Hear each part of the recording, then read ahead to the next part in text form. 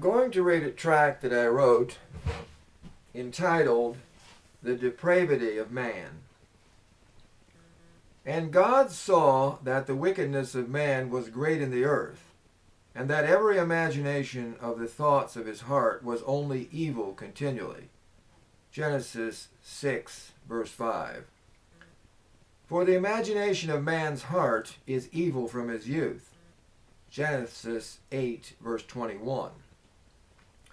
In the Bible, mankind is portrayed as being wicked and evil because he is born with a sinful nature which causes him to do dishonest, immoral, mean, or evil things.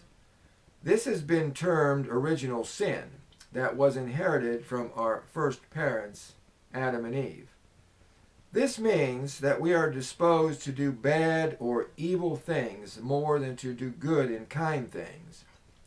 We know much of this behavior is learned from our environment, starting at a very early age.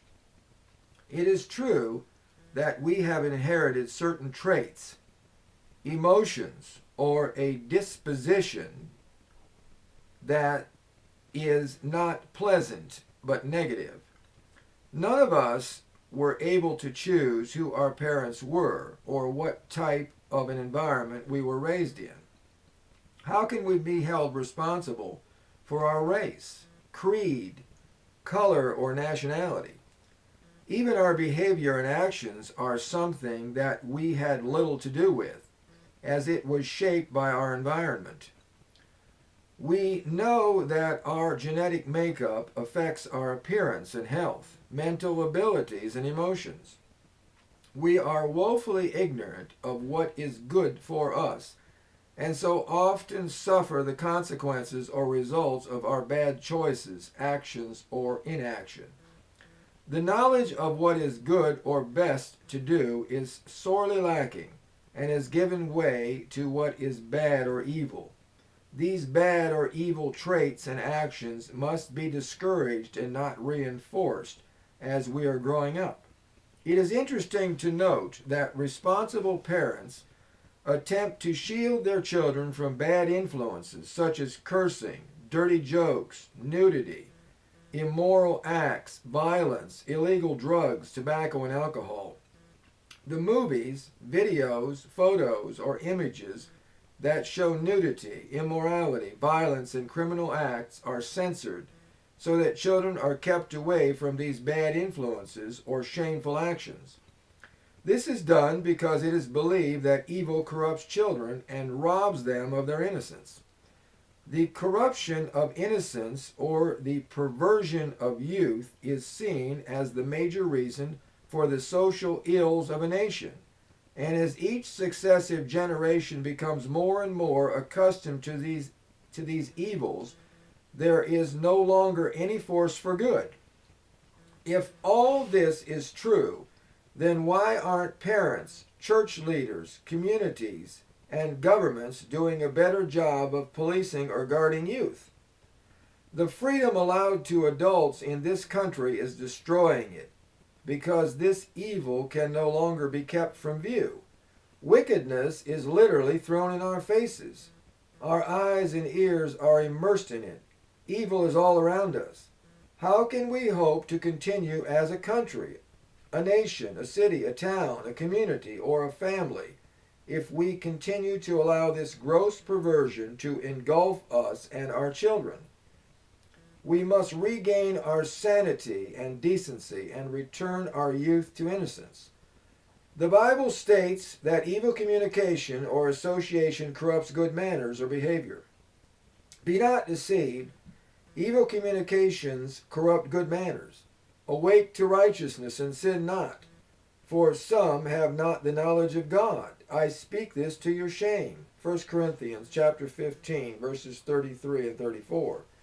Does anyone doubt this? Jesus said, "It were better for him that a millstone were hanged about his neck, and he cast into the sea, than that he should offend to entice to sin one of these little ones." Luke 17, verse 2. This is the greatest of evils, to corrupt the morals of youth. How can we keep our families from being corrupted by the world? Many families go to church because they believe that religion will influence their children for good. But at the same time, their lifestyle is little different than anyone else's.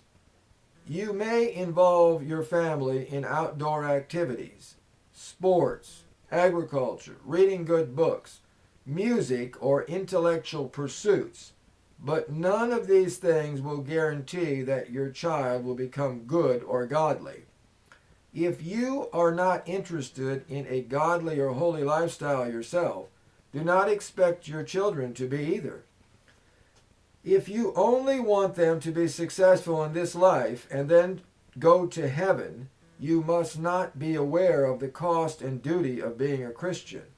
For the Bible says, "Love not the world, neither the things that are in the world. If any man loves the world, the love of the Father is not in him. For all that is in the world, the lust of the flesh, the lust of the eyes, and the pride of life, is not of the Father, but is of the world. And the world passeth away, and the lust thereof. But he that doeth the will of God abideth forever." 1 John chapter 2, 15 and 17. The Bible also says, "Wherefore come out from among them, and be ye separate, saith the Lord, and touch not the unclean thing, and I will receive you, and will be a father unto you, and ye shall be my sons and daughters, saith the Lord Almighty." 2 Corinthians chapter 6, verse 17. And it continues in the next chapter. "Having therefore these promises, dearly beloved, let us cleanse ourselves from all filthiness of the flesh and spirit, perfecting holiness in the fear of God." 2 Corinthians chapter 7, verse 1. You must help to create a Christian community that will not tolerate sin, wickedness, and ungodliness. What is the role of the Christian community in the preservation of innocence in our children? It takes the Christian community or society of believers to help preserve the innocence in our children from the evil influences of the world by creating an environment that is truly Christian. You might find this abridged definition of society from the dictionary interesting. 1. A group of persons living together under the same environment, regarded as forming a single community. 2. All people collectively regarded as constituting a community of related, interdependent individuals. 3. The system or condition of living together as a community. 4. Any organized group of people joined together because of some interest in common. 5. The conduct, standards, activities, etc. of this class. The goal of this Christian community is to be holy, harmless, and undefiled. For such an high priest became us, who is holy, harmless, undefiled, separate from sinners, and made higher than the heavens. Hebrews chapter 7, verse 26. Harmless as a dove, but subtle as a serpent. Behold, I send you forth as sheep in the midst of wolves. Be ye therefore wise as serpents and harmless as doves. Matthew chapter 10, verse 16. To have a meek and quiet spirit, but let it be the hidden man of the heart, in that which is not corruptible, even the ornament of a meek and quiet spirit, which is in the sight of God of great price. 1 Peter chapter 3, verse 4. The rules, beliefs, and order of a Christian community, or the standard of conduct, should reflect the way Jesus lived in the world. Herein is our love made perfect, that we may have boldness in the day of judgment, because as he is, so are we in this world. 1 John chapter 4, verse 17. How did Jesus live in this world? He lived a holy, harmless, and undefiled life. Jesus could not be corrupted by the world. but influenced, challenged, and rebuked everyone around him. The end. Thanks for watching.